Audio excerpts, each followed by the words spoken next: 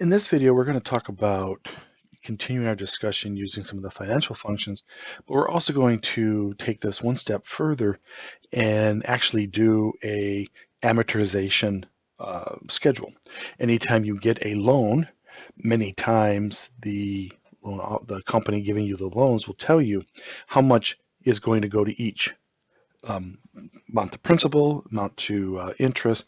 But here we're going to go a little bit further. We're going to be able to tell exactly how much we have left at the beginning of the period and the end of the period. So we're going to do some calculations over here. So I'm going to zoom in just a little bit here, and then we'll zoom down for the table. So we have our quarterly payment.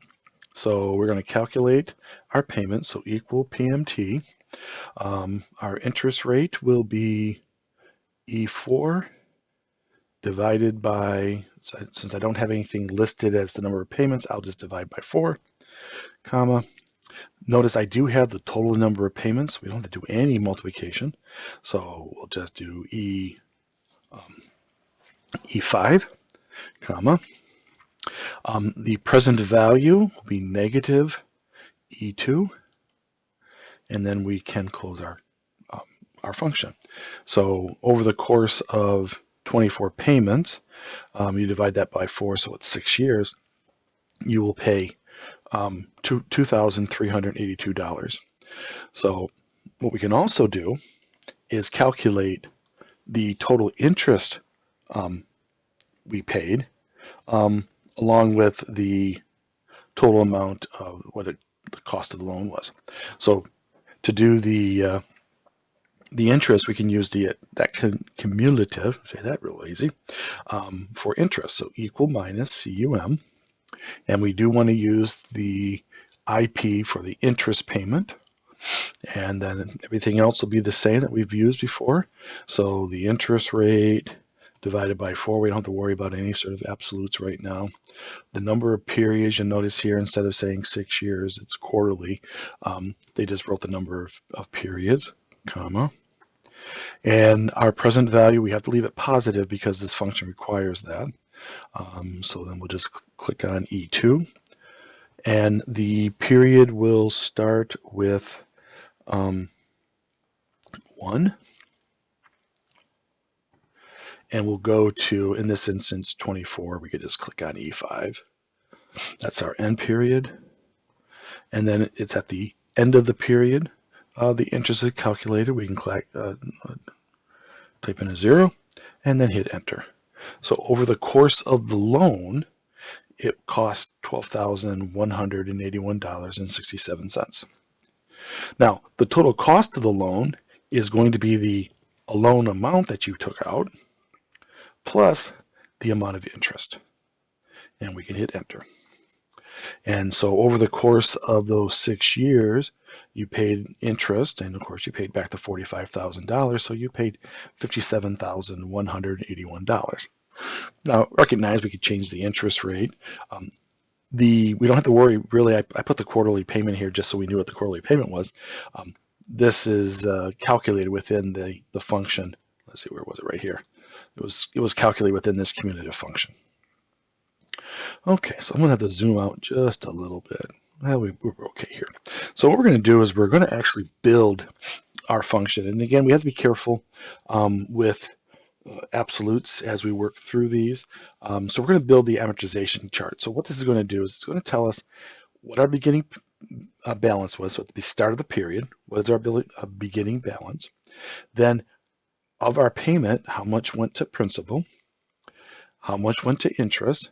And now what is our new ending balance? And then we build the second one and we just copy it down.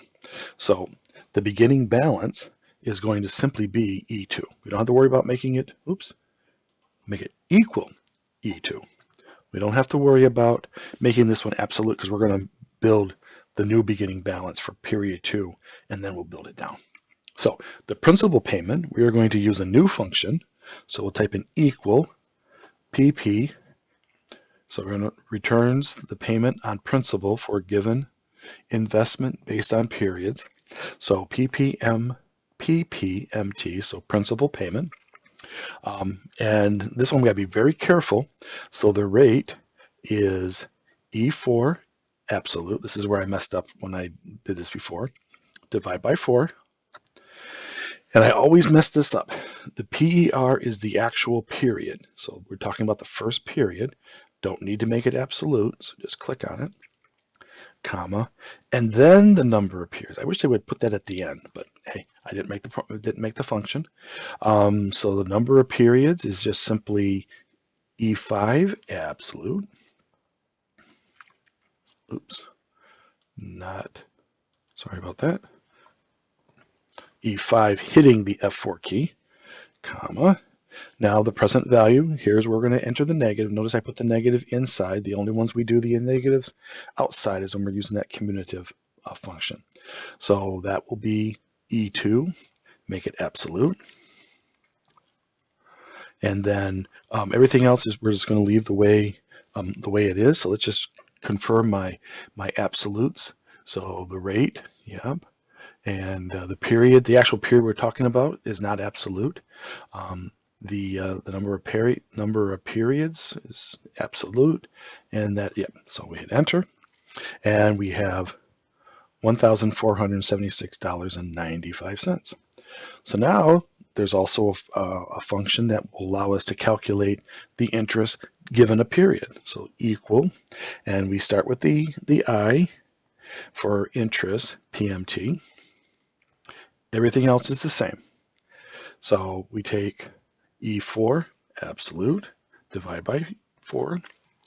Note the period separates it. We get so used to using the rate and the number of periods right next to each other that when we use the I payment, the interest payment, and the principal payment, they put the actual period in the middle. So it's kind of goofy. So that'll be B12. Don't make it absolute. Number of payments will be E5 absolute. Present value, got to make it negative, E2, and make that absolute. So for the first period, the interest paid is $905.63. So now we need to find the ending balance. So the ending balance is going to be equal. We don't have to worry about absolutes here. We're going to take C12, which is our beginning balance, and we're going to subtract principal. The interest goes to the bank or the company that loaned you the money. The principal goes against what you paid. So that first quarter, you have paid down your loan by $1,476.94. So we'll hit enter. So now our ending balance is $43,523.06. So now at the second period, we need to pick up the ending balance of period 1. So we equal F12, no absolutes necessary, and we will hit enter. So that just picks it up because in C12, that is the beginning balance, which is basically the balance of what the loan is. The F12 is the balance of the loan right now where the principal has been applied. So now I'm going to take this and just copy it down one. So at the end of the second period, we have $42,016.39. So now we can take these and we can just copy it down for the entire 24 months of payment, or sorry, quarters of payments. So we can look here, the principal, here, let me I'll have to go up here to view, freeze panes. So now if we, oh, I always put that in the wrong spot. Go back to view, freeze pane, unfreeze, and then freeze. So if we scroll down the bottom, now we can see everything here. The total principal should equal what we borrowed. And the total interest paid should be the total interest that we calculated with the cumulative interest payment. So everything looks okay here. So now let me unfreeze these. I still think they should say thaw.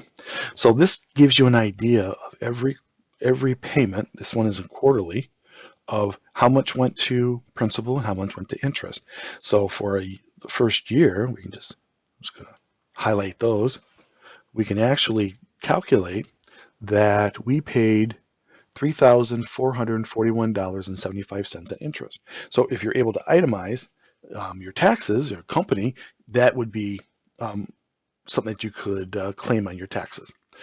So this is why it's kind of nice to be able to do that. This amortization schedule can also be used in investment. So you know how much you earned.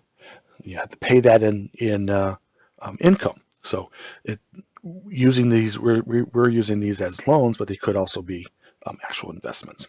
So that is creating an amortization chart to see what your payments would be throughout 24 quarters, or basically 6 years. So the key here, again, with the principal payment and the interest payment, very important to be very aware of your absolutes. That's where things will get messed up. All right, thank you.